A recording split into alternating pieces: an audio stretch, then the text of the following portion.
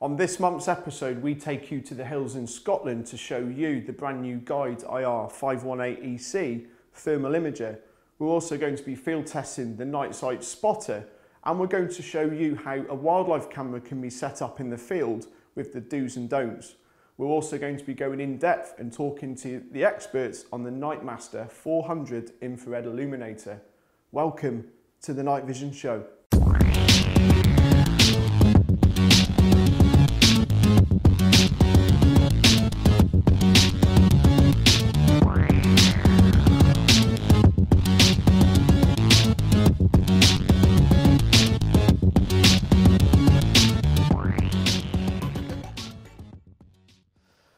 Wildlife cameras are an excellent night vision tool. They can be used in gardens, in rural areas such as this track that I'm on at the moment. And we're surrounded by fields that have cattle, fields that have badgers and foxes. Both sides of me at the moment, we're on a badger run. To my left is an excellent location to locate one of these Spypoint wildlife cameras. Spypoint wildlife cameras, in this case the HD12, are very easy to locate and set up. We're on a badger trail, we're in an excellent location, so what we now need to do is set the camera up on film, whether it be by pictures day or night. When you set the Spypoint cameras up, very simple operation. To open the camera is basically two hinge clips. Okay, so with the hinge clips, it secures the unit.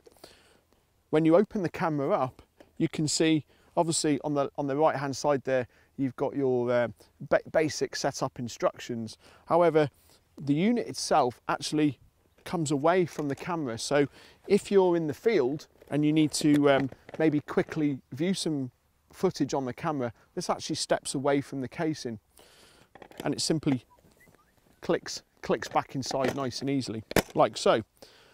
On all Spypoint cameras, they have a rubber seal. This rubber seal stops water from obviously getting inside the camera unit.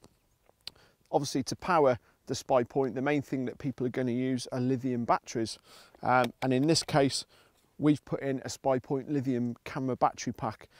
The reason we recommend that you use these is basically for usage. It enhances the ability of the camera, so you can leave it in the field for longer. With all Spypoint cameras, you get the option of alkaline or lithium batteries. You also get the option of 12-volt external battery packs or external solar panel packs. In this instance, to set the camera up at this location, we're going to use a lithium Spypoint battery pack. Now this is a chargeable battery which you simply plug in and charge. It prolongs the usage of the camera and is basically the batteries last longer than normal alkaline batteries. In this sense, the HD12 has an LCD screen. You simply flick the switch on, and with all Spypoint cameras that have the LCD screens, they're very easy to set up with a function up, down, left and right arrows and a menu select button.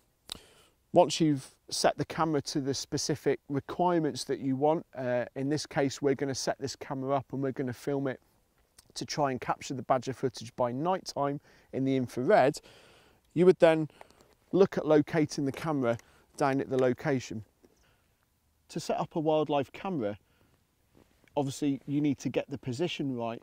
In this case, we have the badger run and the exit hole from the fence line.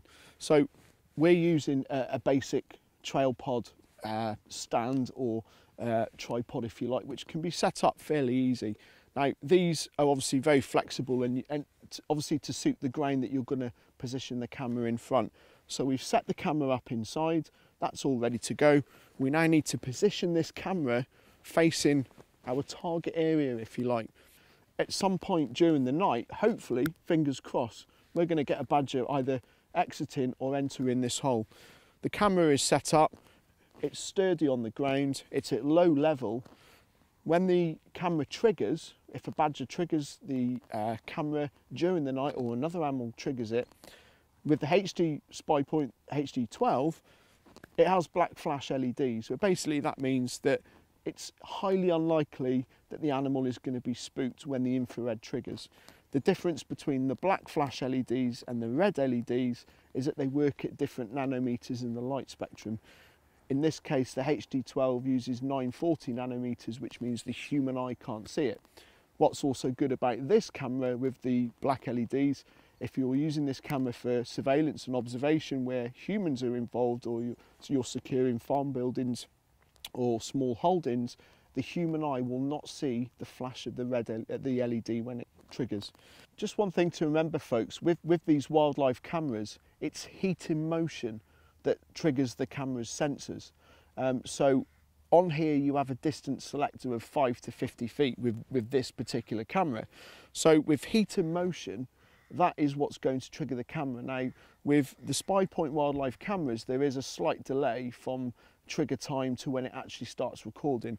In this case, it's 0.8 of a second between the sensors picking up movement and the camera starting to record. So for instance, if it's a fox or a badger that may be running or moving very, very quickly, you might on some units get the back end.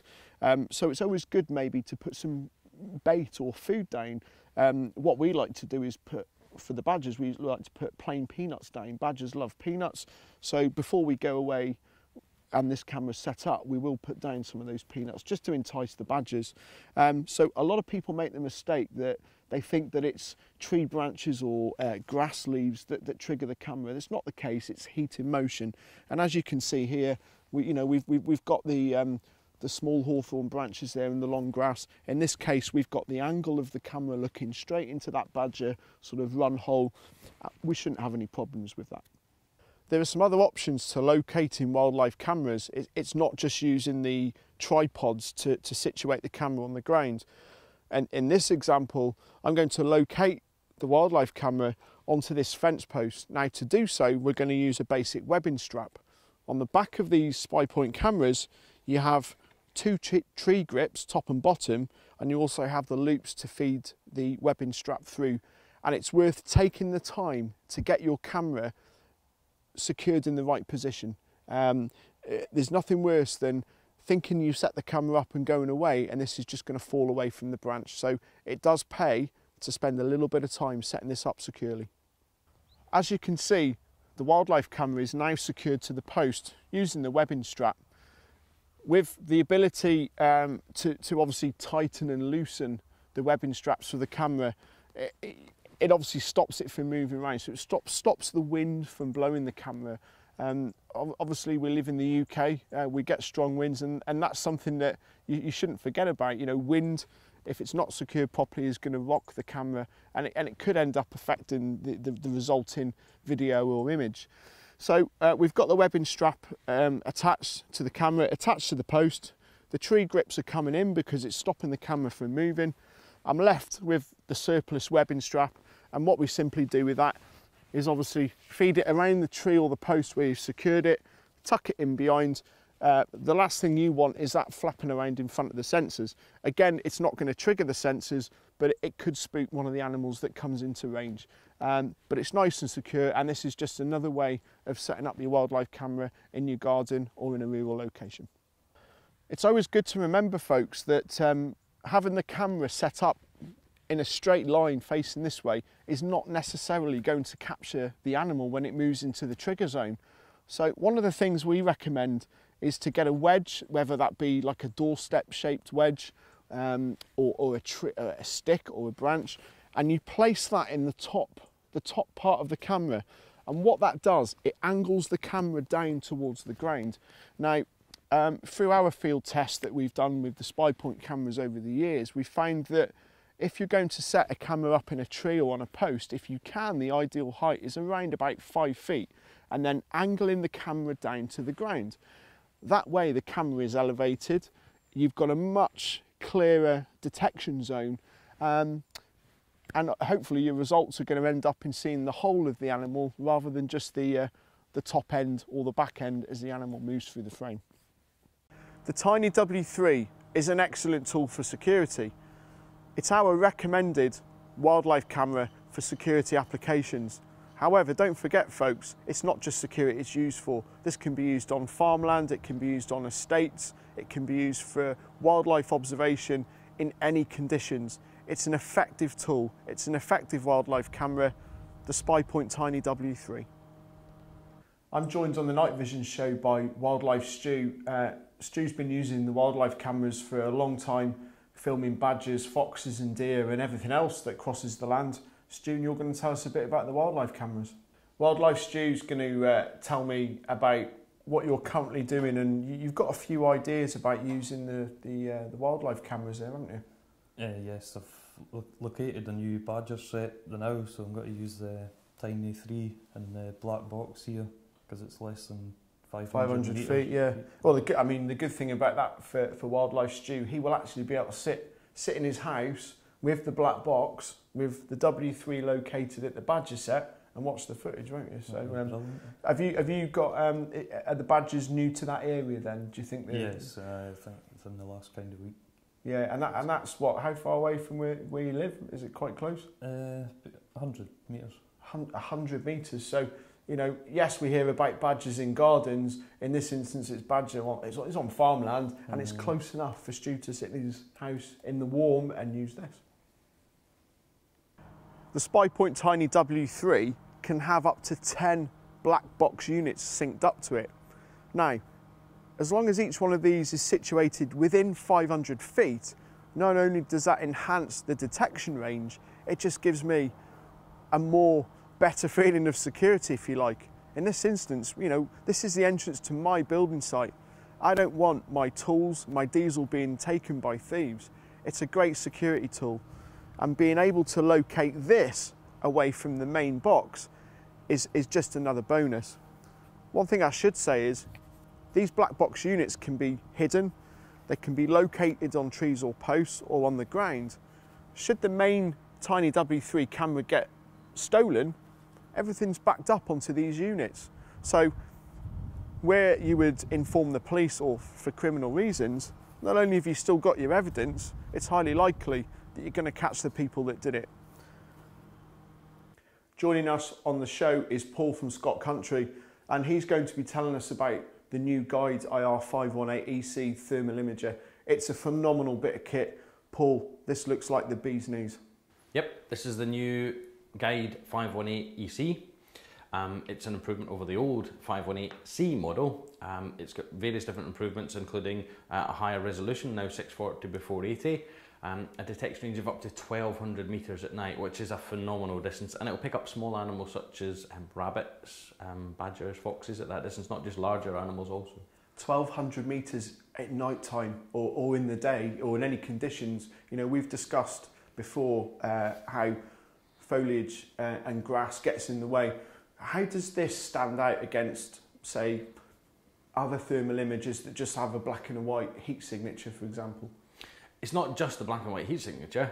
This does have a 9 display mode where you can actually have different colours of detection. It does look a bit James Bond-esque, however, it does have a big difference in terms of what you're looking at.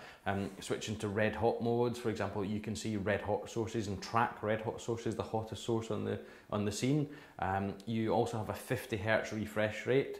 Most thermal images have a 9 Hz refresh rate, which gets a bit laggy particularly if you're panning across a fast moving animal. Some other thermal images have 30 Hz refresh, but this is a 50 Hz thermal imager.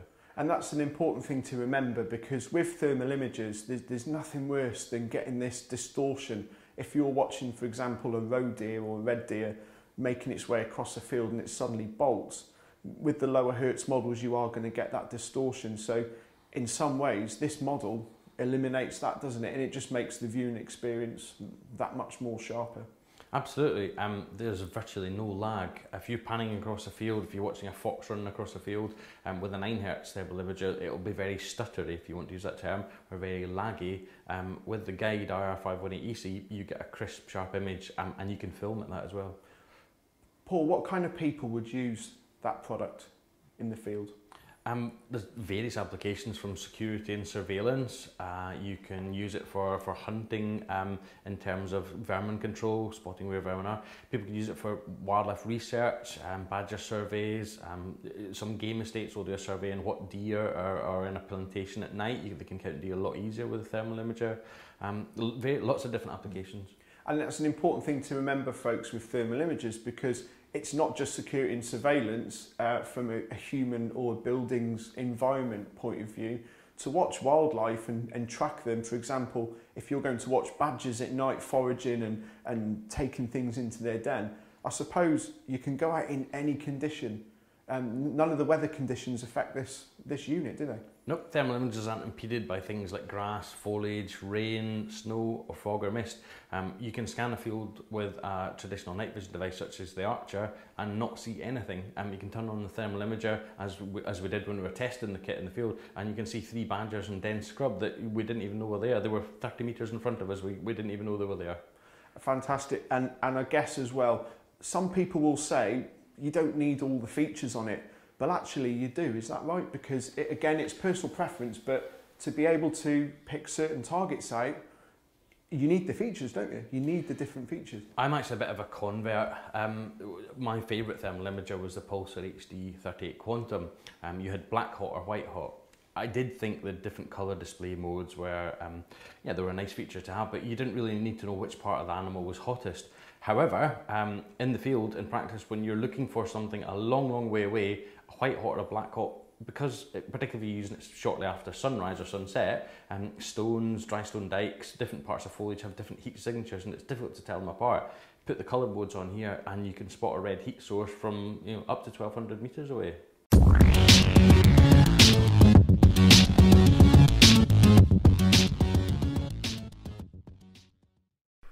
We're joined on the Night Vision show by journalist Mike Powell. Mike, you've been using the Guide IR 518 EC for the last few weeks. Give me your opinion on this handheld thermal imager. Yes, I was very impressed with it. It did everything you wanted it to do, and probably much more than you really needed it to do. Most shooters really want a night vision implement, be it a pure night vision or thermal, that will show them what's out there and enable them to come to terms with it. The Guide did this absolutely perfectly, but there were a lot of facilities on it that, quite honestly, I probably felt I wouldn't normally use.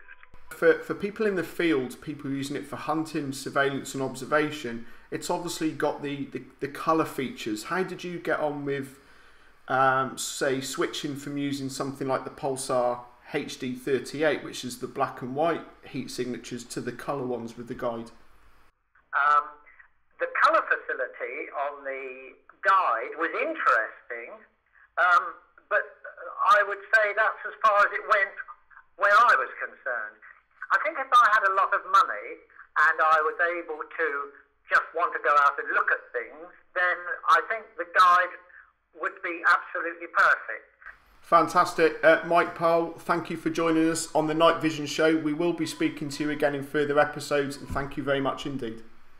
We took the Guide into the field, into the hills, in fact, in Scotland for a field test, and you're going to see some of the footage coming up with that. It really is a phenomenal bit of kit. Paul, give us your views and your experience. It was an interesting evening, wasn't it? It was, absolutely. We went out with Wildlife Stu. We wanted to film some badgers. We left Stuart's house and literally within 2 minutes of walking, I spotted a heat source in the bushes. Stuart wasn't aware there was a badger set there. We tracked along the hedge line and we found there was actually 3 badgers moving around, bedding back into their beds. And that was a great thing to see, folks, because animals at night time get spooked quite easily. With this, we were able to pick them up immediately. We did have other night vision kits with us, but the Guide just pinpointed so that we could observe it straight away, and we were able to zoom in as well, weren't we? Yeah, it has a digital zoom facility where you can zoom in on what you're looking at. It means you can see detail, and also if you're scanning a larger area, it's easier just to have a pinpoint a particular area. One thing we did find with the colour modes, we were able to find heat sources that we couldn't see with the standard Pulsar Quantum. Whether it was just the distinguishing between the black heat and stones and other objects, this just seemed to pick out objects from much further away than I would anticipate. And we were also able to see into the trees, weren't we? Into the bushes, and we could, we saw the badgers go up a bank of trees. Now, you wouldn't see that with normal night vision. That was pretty special, wasn't it? Well, we had the Archer with us, with the Archer laser that it comes with, and even seeing the badgers 40 metres away in the short grass and scrub with the Archer, it was hard to pick out. You really needed the thermal to identify. Hence why it's so popular, particularly with hunters, to have a thermal imager to spot wildlife, and then you have your traditional night vision to view it, or indeed using a.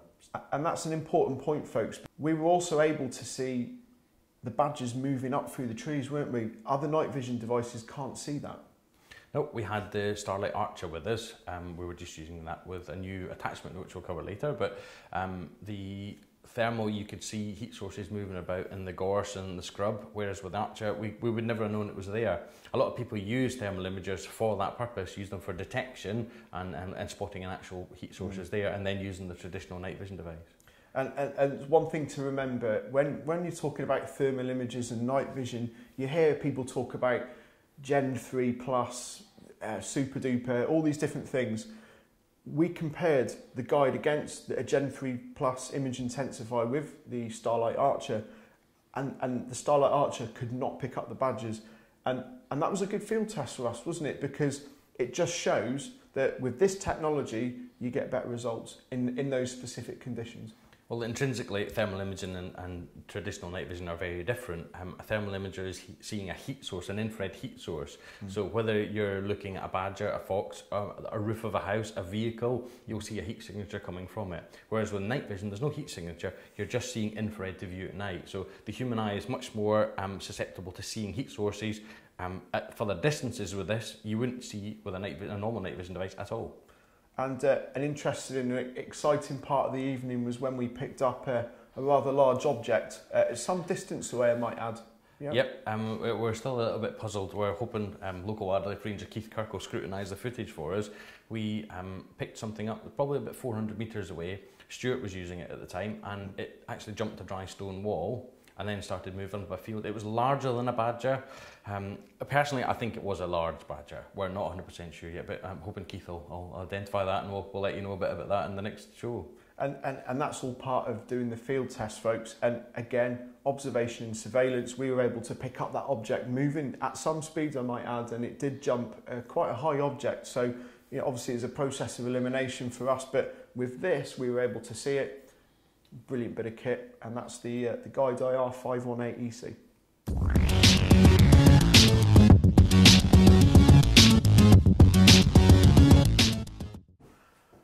So we're going to take a look at another product that we're going to be testing in the forthcoming episodes of the Night Vision show, and it's the Nite Site Spotter. Paul, tell us about this product. It looks like something that could be pointed at you on the motorway, yeah?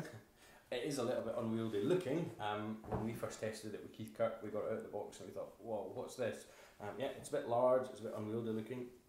It's essentially a night vision spotting device. Okay. There's a high power infrared array, night vision camera, and on the rear you have a night vision screen. So you can turn the screen on for day use, so you can use it as a spotting device during the day and at night. Yeah, that's good. Yeah. So it's actually very handy having that LCD screen on the back. And what kind of people would use this? I mean, it is a big unit, so is it? It is, yeah. It's primarily designed for hunters, for spotting. Instead of scanning around the field with your lamp and spooking all the wildlife in the field, you scan with that. You use it as a handheld device picking up wildlife. It's got some features on it that you've never seen before, and some night vision binoculars, so I can tell you a bit about that if you like. Yeah, I mean, I'm looking at this, it's got a focus and a zoom. Is that optical zoom? Sure, yeah. Well, a lot of night vision devices, particularly the Recon, the Archer, various other handheld digital devices, have a magnification of 4 or 5 times. This has magnification up to 20 times optical zoom. This is where it comes into its own in the field. You can turn the device on at night, turn on the high power illuminators, and you can zoom up to 20 times. You can see detail of wildlife. If you're watching people on a river bank for poaching, you can pick up number plates, you can look at facial features from a long, long way away. It's an incredibly powerful bit of kit. 20 times optical zoom, that's pretty phenomenal in terms of night vision. And it's new. It's a new thing, isn't it? Brand new market. This is our first one into Scott country. Good. And we're going to be testing this on the Night Vision show in the coming months, folks, so look out for this one. In our latest field test with the spotter, we filmed rabbits sitting in a field at 400 metres plus, and using the 20 times optical zoom and focus levers, we were easily able to pick these rabbits out at a great distance. This was nearly 2 fields apart. What we also did was use a man-sized object, in this instance was Wildlife Stew, to walk down the hill and away from us towards badger sets. This was at a distance of 100 metres, and the blurriness that you can see in the footage is where we're trying to get the focus absolutely bang on and correct, because the levers on the spotter are so sensitive, and it's worth reminding that you'll need to get this exactly right. On the night vision show, I'm joined by Jake from Nite Site. Jake, the Nite Site Spotter is a phenomenal bit of kit. We've done quite a bit of field testing with that unit over the last few weeks or so. It's a very impressive bit of kit. Can you tell us why it's so unique and why it stands out against other products? Well, it's unique in many ways. Not only that it's the only product that guarantees that you'll see over 400 metres without issue, no matter how dark or light it is at night. It's also the only product on the market that offers a full range of zoom in, zoom out capabilities like ours does. It's something that we think really completes the night vision experience for any hunter, no matter what night vision you already have built onto your scope, whether it be an NS50, a 200 or another product altogether. If you get the spotter, it will work in tandem with any product on the market beautifully. That's right, and I mean we've obviously tested it up in Scotland and other places in the UK. We've tested it on a clear night, we've tested it daylight, low level conditions. Most recently, and some of the footage in this episode, we've been up on the lowlands of Scotland again, and we filmed it where there has been sort of an overcast type sky, and the conditions have been quite moist and wet, to be honest. The spotter itself works absolutely brilliantly, and one of the things that we noticed was the optical zoom. That's 20 times, is that right? Yes. And that's exactly why we're doing the night vision show, is so we can show people just how good some of these products are and the abilities that they have. Jake, thank you very much for joining us on the night vision show, and I'm sure we'll be joining you again in further episodes. Thank you. No problem, thank you for having me. We're going to take a look at what's new in the field of night vision, and Paul's got the Starlight Archer. Paul, tell us a bit about this. Yep, this is the Starlight Archer. The Starlight Archer is a handheld you can actually attach to a weapon sight should you be converting your day scope into a night vision sight. It has the Quantum Firefly laser IR illuminator on top. You can also replace this with the Night Master NM400 or 400. This is a Gen 3 image intensifier. It's available in 4 grades of tube, an A, B, C or D, obviously the D being the lower grade, the A being the higher grade. It's ideal for spotting wildlife at long distances. It'll give you a true 200 metres detection range, and yeah, it's a cracking bit of kit.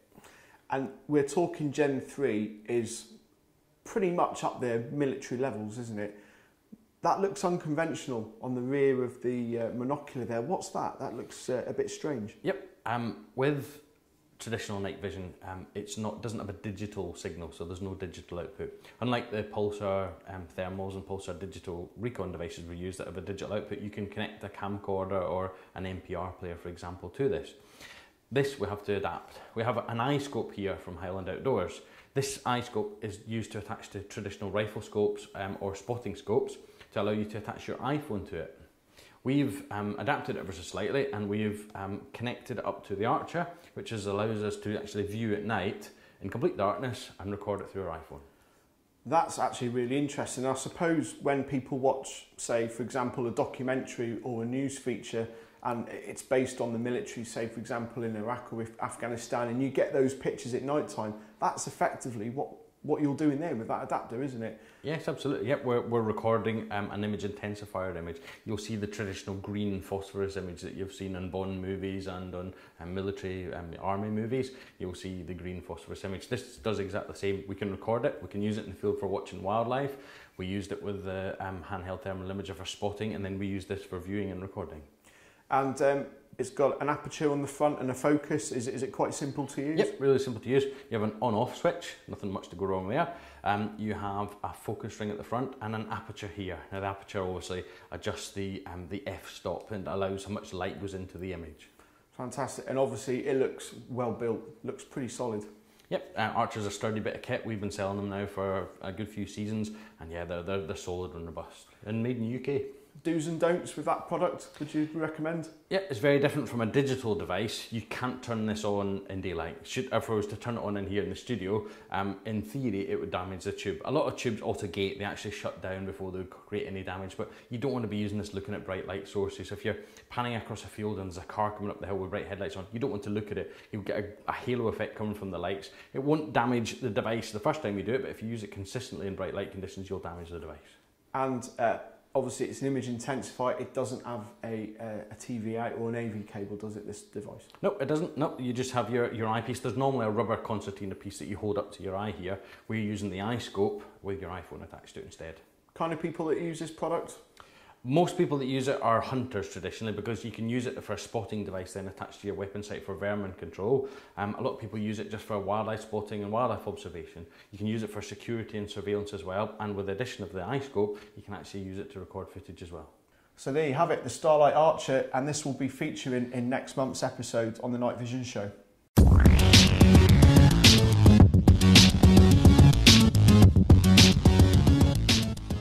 Okay, so we've seen one piece of new kit on the industry in the night vision sort of field, if you like. Paul's got some more products here. Paul, tell us about these products. Yep, this is a new product from Laserware called the ND100 Designator. Pretty much looks like a torch. It isn't a torch, it's a laser device. It can be collimated from spot to flood, and it gives out a green image. So you'll see, a bit like looking through a night vision device, you'll see a phosphorus image, you'll see a green image with this. The idea is you can use it handheld for spotting and designating, or you can attach it to binoculars, a rifle scope, a spotting scope, and you can actually illuminate the field of view of what you're looking at. It's an alternative to night vision. It's $249.99.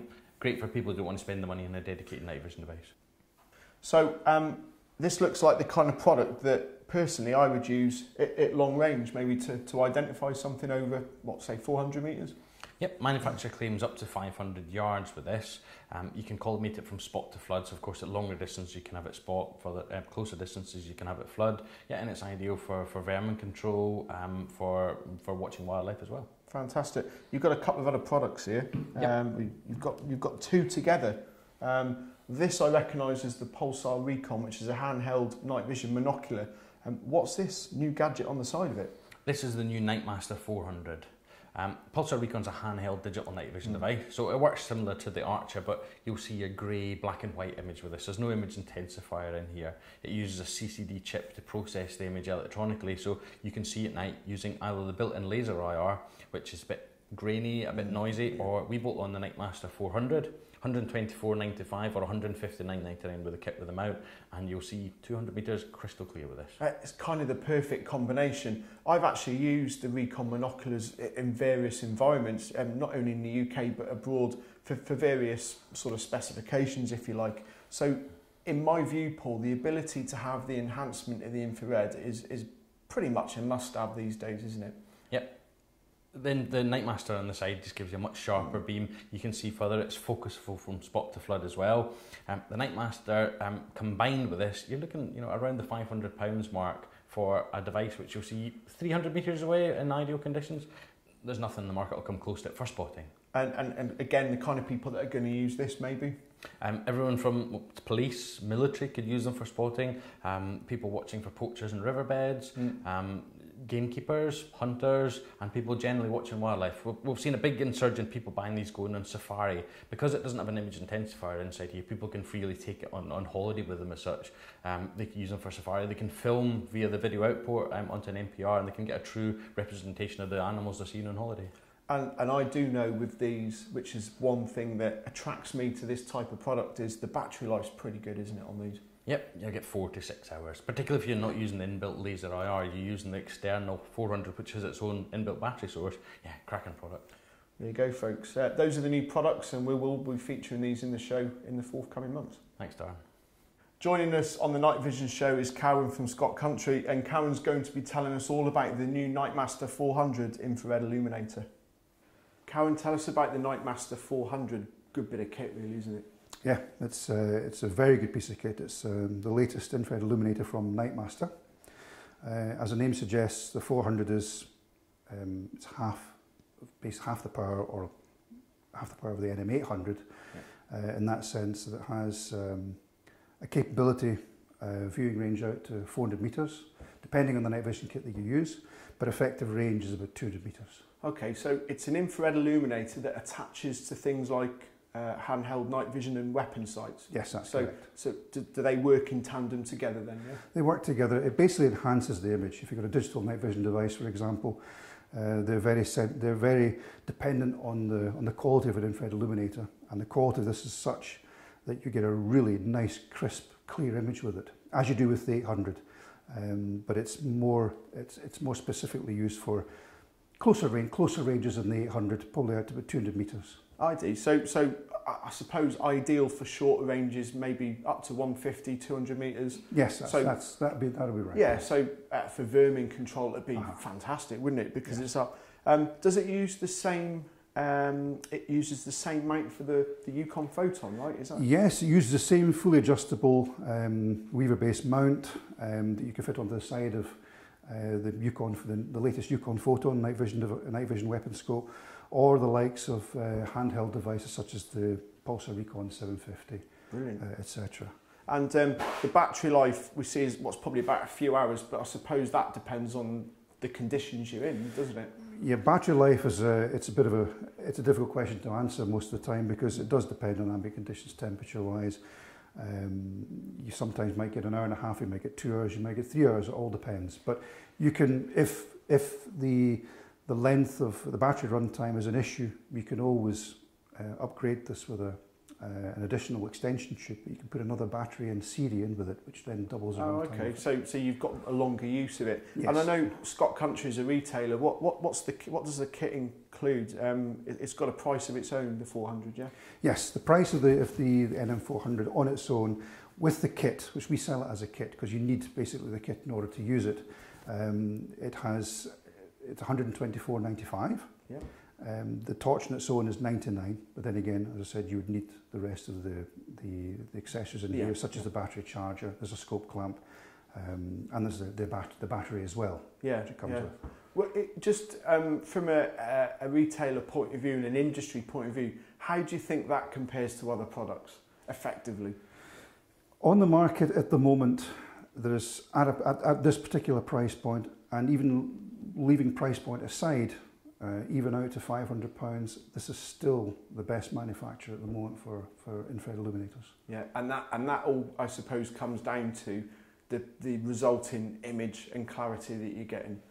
Correct. Because we've seen all these different products, and I suppose for the novice listening to this show for the first time, they're going to think, oh, I get the idea, but what we need to remind people is it enhances their view, doesn't it? It's the ending result of what they're wanting to see. So identification, that's just going to be the ultimate tool, isn't it? It is. I mean, onboard illuminators for most products are usually not powerful enough, maybe powerful enough to get out to a certain range, but it's not just power, it's not just the range, it's the clarity, and that's the main thing about this product, including the 400, albeit being slightly less powerful than the 800. It's ideal for any weapon or handheld night vision device. If you're viewing out to a couple hundred metres, it's superb. And do's and don'ts for this, I suppose one of them to remind people is you've got to obviously line it up and set it up right with whatever you're using it with. So it's personal preference as well, isn't it? It is, yeah. There's a bit of setting up work as you have with any night vision device. You have to tailor it to your needs, depending on the conditions that you're viewing, either wildlife or whatever. You'd have to set it up to the distances that you want to view out to, and also with regards to focusing things in. It does take a bit of setting up, but once you've got it dialed in, it's perfect. Cowan, that's got a couple of features on it, hasn't it? What features has the 400 got? It has an adjustable beam, so you can change it from spot to flood, depending also on the viewing distance that you're trying to view objects at through your night vision device. You can also cycle it through 3 different power modes as well, same way as you can do with the 800, for example. Yeah, yeah. Basically, same way applies. You twist the front end of the lens, quarter turn, and then have to press the actual on-off switch at the back, and then you can cycle through the modes, and you can then lock it off and then program it. So that's pretty cool, folks, because what we were talking about was personal preference and conditions. So being able to justify, I suppose, the sensitivity. You know, you might be in woods or you might be in buildings where there's a lot of dark sort of areas. So that's pretty cool, isn't it? And it just looks simple to use. There's a button on the back there that you do just that with. Press button on the back. Yeah, and it's a simple press button. Just one thing with the kit, it doesn't come with a mount, does it? It doesn't come with the normal scope clamp as you do get with the 800, but you can also get this particular mount, obviously, that you can add on to, which will then allow you to fit it to devices such as the Yukon Photon and Pulsar Recon 750. Fantastic. Well, it looks certainly a brilliant product, and a lot of people are talking about it. It's hit the ground running, and we're going to hear a lot of good things about the Night Master 400. So that's it for this month, folks. It's been a brilliant show. Don't forget to tune in on www.thenightvisonshow.tv on the 1st of every month for our next instalment. Thank you for watching The Night Vision Show.